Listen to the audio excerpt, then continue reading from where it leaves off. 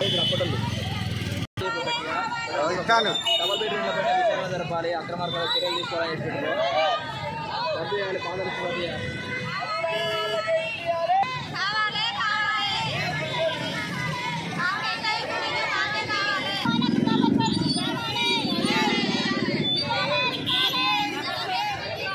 Preference 518 లిస్టులో నాది 123 number.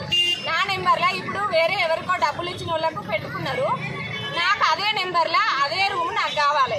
నేను డబ్బులు పెట్టేదాన్ని కాదు, నా దగ్గర రూపాయలు డబుల్ బెడ్రూమ్ ఇల్లు రావాలి. లేకనే కదా అన్న మేము ఇక్కడ రోడ్డు మీద కూర్చున్నది. ఉంటే ఎందుకు అర్థం చెప్పు, అంత మీద పడేసారు ఇప్పుడు.